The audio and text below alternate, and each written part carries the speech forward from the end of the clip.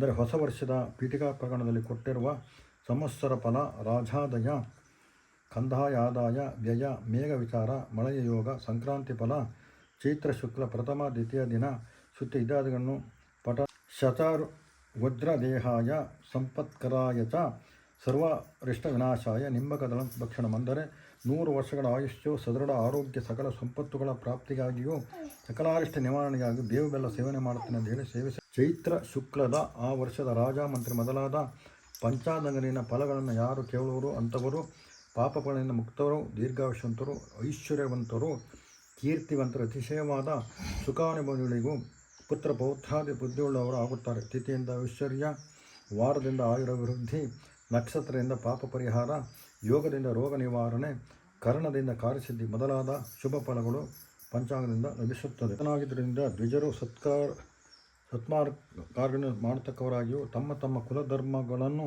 ಅನುಷ್ಠಾನ ಮಾಡುವವರಾಗಿಯೂ ಒಳ್ಳೆಯ ನಡತೆಯುಳ್ಳವರಾಗಿಯೂ ಇರುತ್ತಾರೆ. ರಾಜರುಗಳು ನ್ಯಾಯದಿಂದ ರಾಜ್ಯ ಪರಿಪಾಲನೆ ಮಾಡುವವರಾಗಿರುತ್ತಾರೆ.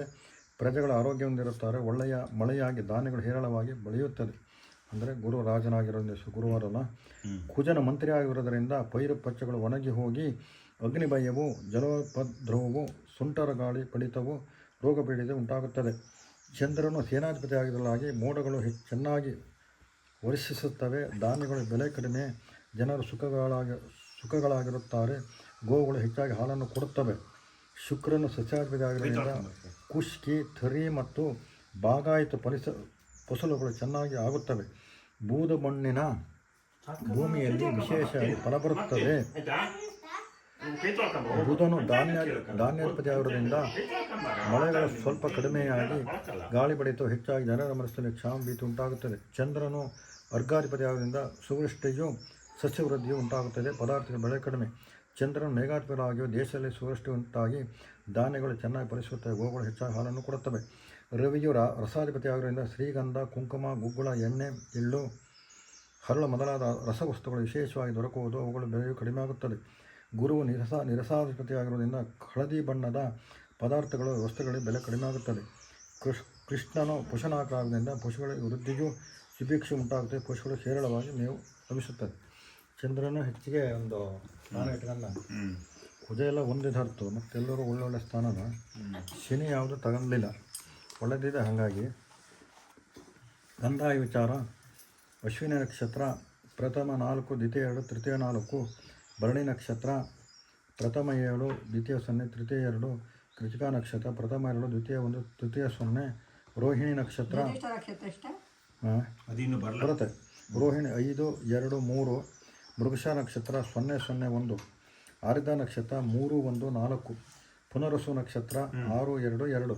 ನಮ್ಮದು ಹೌದು, ಮುಂಚೆಯಿಂದ 6 ಮತ್ತು 2 4 ತಿಂಗಳು ಇದು ಬರೋದು. ಇದು ಪುಷ್ಯ ನಕ್ಷತ್ರ 1, 0, 0, ಆಶ್ಲೇಷ ನಕ್ಷತ್ರ 4, 1, 3, ಮಗ ನಕ್ಷತ್ರ 7, 2, 1, ಪುಬ್ಬ 2, 0, 4, ಉತ್ತರ ನಕ್ಷತ್ರ 5, 1, 2, ಹಸ್ತ ನಕ್ಷತ್ರ 0, 2, 0, ಚಿತ್ತಾ ನಕ್ಷತ್ರ 3, 0, 3, ಸ್ವಾತಿ ನಕ್ಷತ್ರ 6, 1, 1.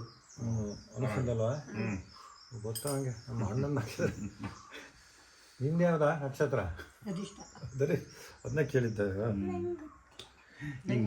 ವಿಶಾಖ ನಕ್ಷತ್ರ 1, 2, 4, ಅನುರಾಧ ನಕ್ಷತ್ರ 4, 0, 2, 4, 0, 2, ಜ್ಯೇಷ್ಠ ನಕ್ಷತ್ರ 7, 1, 0, ಮೂಲ ನಕ್ಷತ್ರ 2, 2, 3, ಪೂರಾಷಾಢ ನಕ್ಷತ್ರ 5, 0, 1, ಉತ್ತರಾಷ ನಕ್ಷತ್ರ 0, 1, 4, ಶ್ರವಣ ನಕ್ಷತ್ರ 3, 2, 2, ಧನಿಷ್ಠ ನಕ್ಷತ್ರ 6, 0, 0. ಮುಂಚೆ 6 ಚೆನ್ನಾಗಿದೆ. ಶತಭಿಜ ನಕ್ಷತ್ರ 1, 1, 3, ಪೂರಾಭರದ 1, 4, 2, 1, ಉತ್ತರಾಭಾರದ ನಕ್ಷತ್ರ 7, 0, 4, ರೇವತಿ ನಕ್ಷತ್ರ 2, 1, 2. ಅಂದರೆ ದಯ ಕಂದಾಯವು ಸಂಖ್ಯೆಯು ಹೆಚ್ಚಿದಷ್ಟು ಫಲ ಹೆಚ್ಚು. ಬೆಸನಾದರೆ ದ್ರವ್ಯ ಲಾಭ, ಸಮವಾದರೆ ಮಧ್ಯಮ, 0 ಆದರೆ ನಿಷ್ಫಲ. ಮೊದಲನೇ ಕಂದಾಯು 0 ಆದರೆ ರೋಗ ಭಯ, ಎರಡನೇದು 0 ಆದರೆ ಮಹಾಭಯ, ಮೂರನೇದು 0 ಆದರೆ ಧನಹಾನಿ, 3 0 ಆದರೆ ಮಹಾ ಕಷ್ಟ. ಮೊದಲನೇ ಕಂದಾಯವು ಚೈತ್ರಾದಿ 5 ತಿಂಗಳು, ಎರಡನೇ ಕಂದಾಯ ಶ್ರವಣ ಮೊದಲ 4 ತಿಂಗಳು, ಮೂರನೇ ಕಂದಾಯ ಮಾರ್ಗಶಿರ ಮೊದಲ 4 ತಿಂಗಳು ಫಲವನ್ನು ಕೊಡುತ್ತವೆ. ಅಂದರೆ ಸುಕುಟುಂಬಸ್ಯ ಅನ್ನೋತ್ತೀಗ ಎಲ್ಲ ಹಂಚಿ ಬರ್ತವೆ. ಒಬ್ಬರದ್ದು ಕಡಿಮೆ ಅದಕ್ಕೆ ಅಸ್ಮಾಕಂ ಸುಕುಟುಂಬಾನ ಅಂತ ಹೇಳಿ.